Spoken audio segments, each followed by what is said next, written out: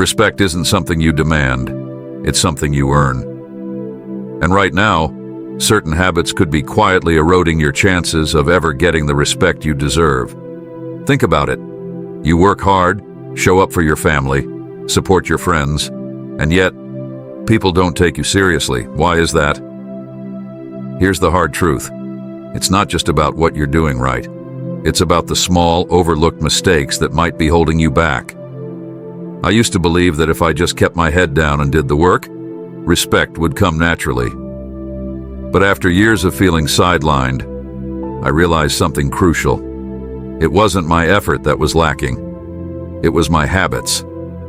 In this video, we're going to unpack 6 subtle, everyday habits that might be silently sabotaging your respect.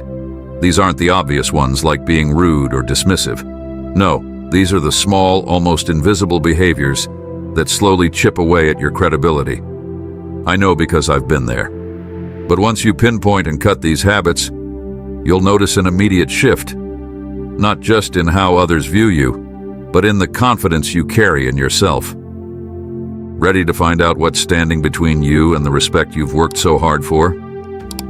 Let's dive into the 6 hidden habits that might be holding you back.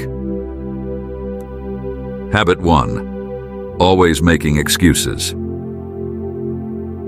The first habit that's quietly sabotaging your respect is making excuses. Look, we all do it.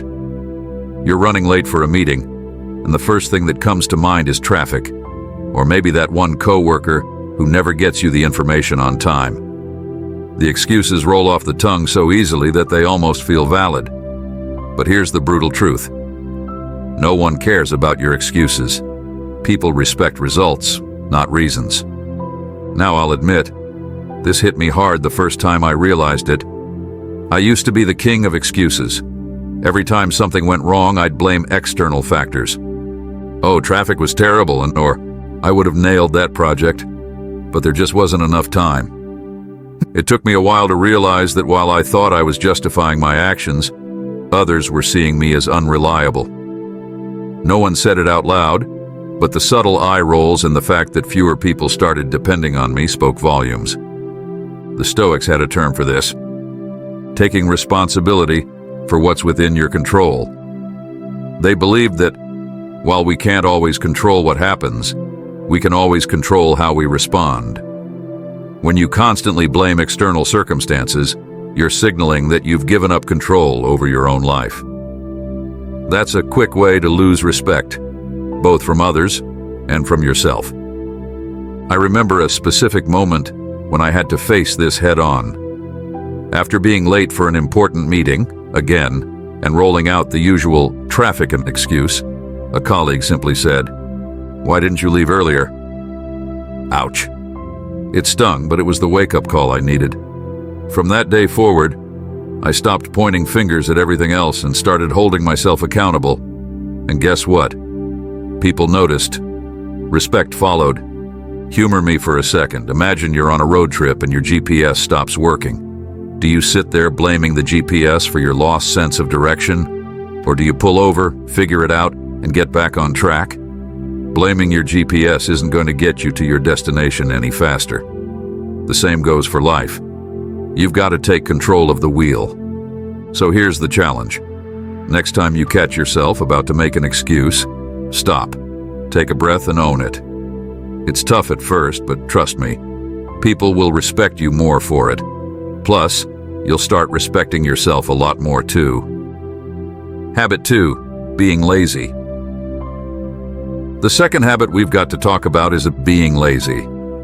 Now, I know what you're thinking. Laziness? Come on, everyone deserves a break now and then. Sure, but there's a difference between recharging your batteries and living life in energy-saving mode.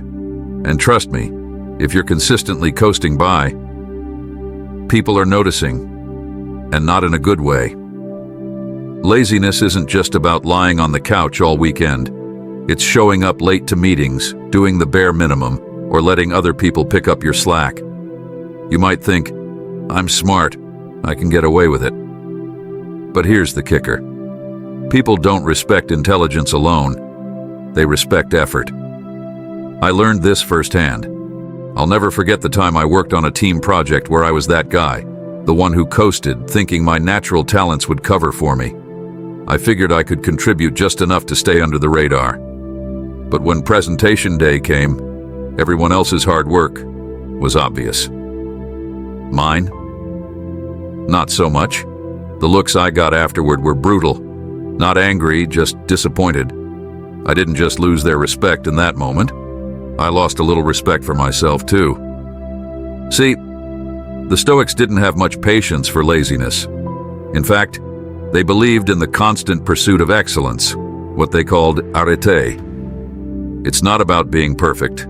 It's about showing up every day and giving your best effort. Marcus Aurelius, the Roman emperor and philosopher, often reminded himself that life is short and that every moment wasted in laziness is a moment stolen from your potential.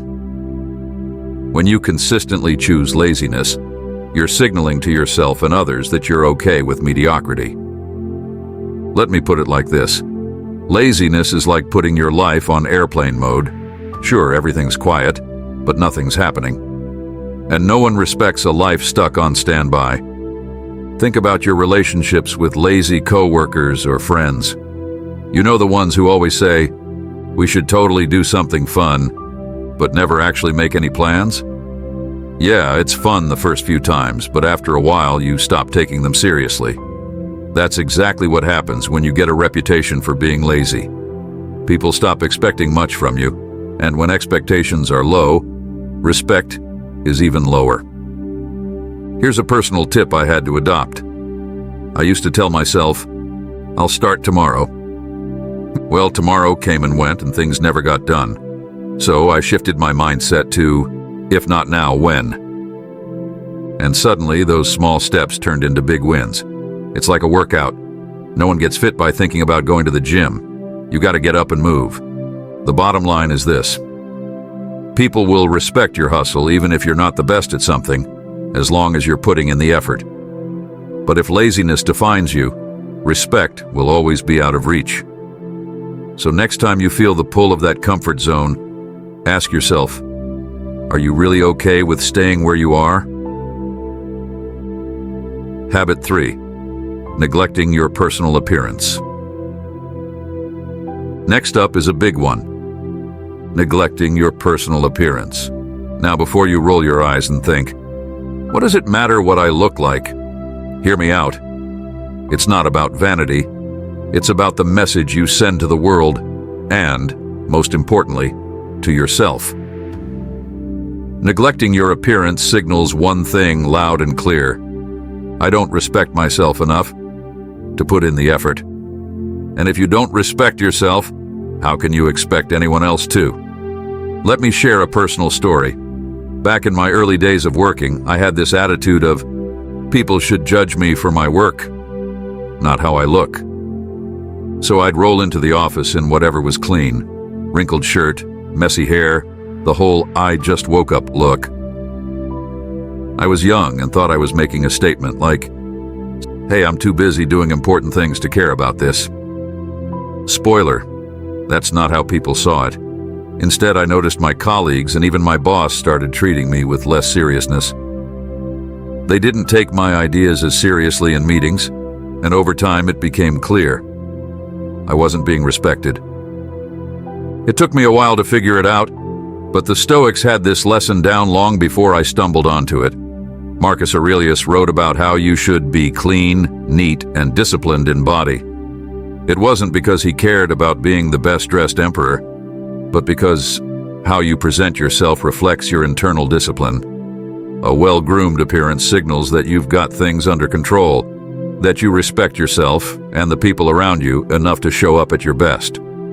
You wouldn't show up to a first date in a stained shirt and messy hair, right? Because deep down, you know appearance matters. First impressions are formed in an instant, and they last. It's the same in your daily life. People notice when you take care of yourself, and not in a shallow way, but because it shows discipline, pride, and self-respect. I remember a turning point. I was heading to an important client meeting and caught a glimpse of myself in the mirror, rumpled clothes, looking like I hadn't slept in days. Something clicked, and I realized I was letting myself down before I even got started. So I took an extra 10 minutes to clean up, fix my hair, and wear something that showed I was serious. The difference in how people responded was immediate. It wasn't just about looking sharp. It was about the confidence I walked into the room with. Here's the Stoic angle. The body and mind are connected. If you respect one, you respect the other. If you don't bother with your appearance, it's often a sign that your mind is a little sloppy too. Your priorities, discipline, and self-awareness are out of whack. And just like you wouldn't trust a general who can't keep his troops in order, people won't trust or respect someone who can't manage themselves. Another example? Think of those days when you've dressed well, taken the time to groom yourself properly, and you just feel more out on it. You walk taller, you speak with more clarity, and people treat you differently. It's not magic, it's the message you're sending, both to the world and to yourself. So, before you shrug off your appearance as just superficial, remember this. It's not about impressing people with expensive clothes or flashy watches. It's about showing that you take yourself and your life seriously. When you respect yourself, others will follow your lead. Habit 4. Ignoring boundaries. The next habit we need to address is ignoring boundaries. And trust me, if you're the type who likes to barge in without knocking, this one's going to hit home. Nothing erodes respect faster than disregarding other people's limits. Whether it's constantly interrupting, overstepping in conversations, or assuming you're always welcome in someone's space, ignoring boundaries tells people one thing: I care more about my needs than yours. Now here's a funny story that makes this clear. I had a friend who I thought I was being helpful to by checking in on her all the time. And I mean it all the time. Texting daily, dropping by unannounced, offering unsolicited advice at every turn, you name it. I figured, hey, I'm being a great friend, right? Wrong. One day she flat out told me, I just need some space. Ouch. It wasn't until I stopped to think that I realized I had bulldozed through her personal boundaries, mistaking it for being supportive. What I thought was help was actually the suffocating in her. This is where Stoicism really shines. Marcus Aurelius, in his Meditations, often wrote about respecting others' autonomy, understanding that everyone has their own path and their own way of dealing with things. He talks about knowing when to step in and when to step back. It's a hard balance to strike, especially if you're like me and think you're helping by being super involved. But the truth is, real help often means letting people breathe and respecting their personal space. Let me hit you with a Stoic truth bomb. Respect for others starts with restraint. Think about it. When you respect someone's boundaries, you're telling them, I trust you to manage your own life. And that trust goes both ways. By respecting their limits, they respect you more for it. There's a Stoic idea that we can only control ourselves, not others. And by trying to control every little thing, we actually push people further away. It's like trying to hold on to sand. The tighter you grip, the more you lose. Here's another example. At work, I once had a colleague who would constantly flood our inboxes with unnecessary emails, check in on projects every 5 minutes, and micromanage every detail. Now I know he thought he was being efficient, but to everyone else it was exhausting. People started avoiding him, not out of malice, but because he just couldn't respect anyone's boundaries. If you're always overstepping, people will start to distance themselves from you, just like we did with him. Picture this. You're at a party and someone's talking way too close, invading your personal bubble. You step back, they step forward. You step back again, and they're still in your face. By the end, you're practically pressed against the wall trying to escape. That's how people feel when their boundaries are ignored. Respecting personal space, whether it's emotional, physical, or even digital, shows you value the other person. It's a subtle but powerful form of respect. Here's where it gets deep. Boundaries aren't walls, they're bridges. They aren't meant to keep people out, but to maintain healthy, respectful relationships. And when you honor those boundaries, people are more likely to let you in when it matters. I had to learn this with my friend. Once I gave her space, our relationship actually improved. She started coming to me for advice on her own terms, and it wasn't forced or uncomfortable anymore. So, if you're that person who's constantly checking in, offering advice, or inserting yourself into situations uninvited, it's time to take a step back. Respect the boundaries people set, and they'll respect you more for it. Instead of seeing it as being pushed away, see it as creating space for a healthier, stronger relationship. Bottom line, respecting boundaries isn't just about keeping the peace. It's about showing people you value them. You're saying, I see you, I hear you, and I respect your right to your own space. And trust me, that's how you build lasting respect. Habit 5. Taking credit for others' work. The next habit that will absolutely drain any respect people have for you is taking credit for others' work. Now this one is sneaky, because sometimes we convince ourselves that we deserve the credit, even when someone else did most of the heavy lifting. But let me be real with you. There's no faster way to lose people's trust, and once that trust is gone, good luck earning it back. Let me tell you about a time I got a little too caught up in wanting to shine. Early in my career, I was working on a group project. We had one guy in the group who was absolutely killing it, doing most of the research, organizing meetings, and really pushing the project forward. I contributed, sure, but not on his level.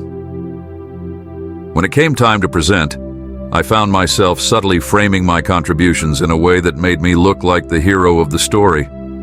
Nothing outright dishonest, just enough to make myself look good. The praise felt great at first, until the guilt set in. I knew I hadn't earned all that credit, and even worse, my colleague knew it too. Let's just say our next project together had some serious tension. Here's the thing. Taking credit where it's not due is a sign of insecurity, not intelligence or ambition. It's like saying, I don't trust that I can stand out on my own, so I'll borrow someone else's spotlight. The Stoics were big on this idea of honest recognition, not just from others, but from within. Epictetus, one of the great Stoic philosophers, believed that integrity was the cornerstone of character. If you're not acting with honesty, you're actually undermining your own worth. And honestly, if you can't trust yourself, how can you expect others to? Now, don't get me wrong. There's nothing wrong with wanting to be recognized for your hard work. But if that recognition comes at the expense of someone else, it's hollow. Think of it like building a house on quicksand. Sure, it might stand tall for a moment, but it's only a matter of time before it collapses, taking your credibility with it. Speaking of personal experience, I've worked with plenty of people who made a habit of swooping in at the last second and claiming the glory. It's amazing how fast they go from being praised to being avoided. People don't forget when you take what's not yours, and that reputation spreads fast. You don't want to be that person in the office or in your social circles, the one everyone whispers about but never trusts with anything important. Here's where Stoicism really kicks in. The true strength of character lies in lifting others up, not stepping on them. When you acknowledge the contributions of others, not only do they respect you more, but others around you notice your integrity. In fact, sharing credit makes you look stronger. You're basically saying, I'm confident enough in my abilities to recognize when someone else shines. That's the kind of leadership people respect. Think about it like this. Ever seen someone pass the ball in a game-winning moment, knowing it was the best move for the team? That person ends up being the hero, not the one hogging the spotlight. Giving credit where it's due shows maturity, humility, and self-assurance, qualities that people gravitate toward. There's a funny little trick I've picked up over the years. Every time I feel that temptation to claim more than I deserve, I stop and ask myself, what would it feel like if the roles were reversed? If someone took credit for my hard work, I'd feel betrayed, right? That perspective helps me snap out of it and focus on the bigger picture. And let's not forget, this isn't just about avoiding blame or dodging criticism. It's about building trust. The more you acknowledge the efforts of those around you, the more likely they are to go to bat for you when it counts. Think of it like a trust bank. The more deposits you make by recognizing others, the more you'll have when it's time to withdraw a little respect for yourself. In the end, real respect comes from honesty and collaboration. People will remember how you made them feel. If you're the type who lifts them up and shares the credit, you'll find yourself surrounded by a loyal, respectful circle. But if you constantly take more than your share of the credit pie, don't be surprised when you end up eating alone. So here's the Stoic takeaway. You don't need to grab the spotlight to shine. Focus on your work, be generous with credit, and trust that your reputation will build itself through integrity and collaboration. Habit 6. Being emotionally reactive. The next habit that can absolutely sabotage the respect you deserve is being emotionally reactive. Now, we've all been there. Someone says something that pushes our buttons, and before we know it, we're responding with more emotion than logic. And while it might feel good in the moment, it usually leaves us feeling worse later. Plus, it chips away at our credibility. Let's talk about this in Stoic terms for a minute. One of the central teachings of Stoicism is emotional control. The Stoics believed that while we can't control what happens around us, we cannot always control how we respond. Marcus Aurelius, one of the greatest Stoic philosophers, often reminded himself that external events can't harm us. What matters is how we interpret and react to them. If you're constantly reacting emotionally, you're essentially giving away control of your life to external forces. And let's be honest, how can anyone respect you when you're not even in control of yourself? I remember once during a meeting at work, things were getting tense. A colleague of mine criticized an idea I had worked really hard on. Without thinking, I jumped in defensively, raising my voice and shutting him down in front of everyone. For a few moments, I felt like I had won the exchange. But afterward, it hit me. I didn't win anything. In fact, I had lost something far more important: the respect of my colleagues. Instead of seeing me as someone who could handle criticism, they saw me as someone who couldn't control their emotions under pressure. Emotional reactivity is like an emotional quicksand. The more you struggle with it, the deeper you sink, and everyone around you can see it. But here's the key. People respect composure. You ever notice how in a heated argument, the person who stays calm is the one who actually wins? It's not about shouting the loudest or getting the last word. It's about maintaining your inner balance. Now, I know what you're thinking, but I can't always help it. Some things just set me off. And I get it. We're human after all. But this is where the wisdom of Stoicism comes in handy. The Stoics used a technique called premeditatio malorum, which means the premeditation of evils. Essentially, they'd prepare themselves for what could go wrong in a given day. They'd imagine the things that might upset them: traffic, a rude coworker, a missed deadline, and they'd rehearse their response. It's like emotional training. So, when the day hit them with its usual frustrations, they were ready, not reactive.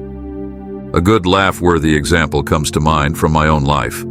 I once read this Stoic technique and thought, okay, I'll prepare myself for the day. So I imagined traffic jams, tough emails, maybe even spilling coffee on myself. I was feeling super zen, ready for anything. Then my neighbor's dog started barking non-stop at 5 a.m. I kid you not, it was like a jackhammer in my head. All that premeditated calm, out the window. I had to laugh at myself, realizing how quickly our emotions can flare up. But the more I practiced, the better I got at catching myself in those moments. The lesson here is that emotional reactivity is a habit, and like any habit, it can be trained out of you. One simple technique is the pause. Before reacting, take a beat. Breathe in for a count of 4, hold it for 4, and breathe out for 4. It gives you just enough space to stop and think, is this how I want to respond? You'd be surprised how often this quick pause prevents a meltdown. When you master this, you'll notice something interesting. People will start to look at you differently. Instead of being the person who blows up in meetings or argues over small stuff, you become the person who stays cool under pressure. And let me tell you, that kind of composure, it's magnetic. People are drawn to those who don't let their emotions rule them. There's another side to this, though. When you're emotionally reactive, it's not just your anger that shows, it's your insecurity. If you're quick to snap at criticism, it's often because deep down, you're not confident in yourself or your ideas. The more you work on controlling your emotions, the more confidence you build. And confidence, my friend, is something people always respect. Here's the Stoic takeaway. Control over yourself leads to control over your life.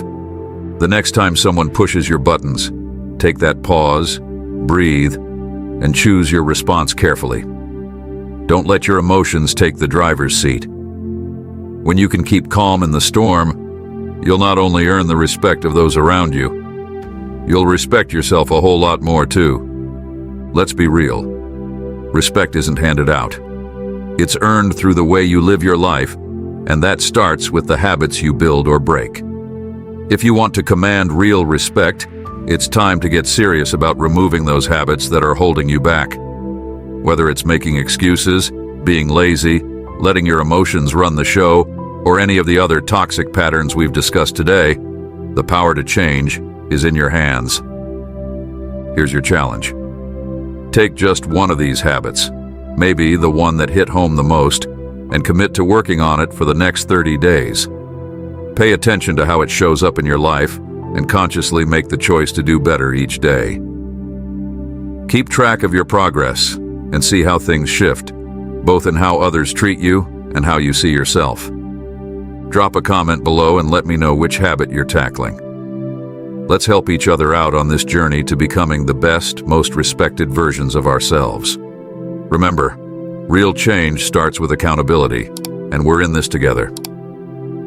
Good luck, stay disciplined, and I look forward to hearing how it's going.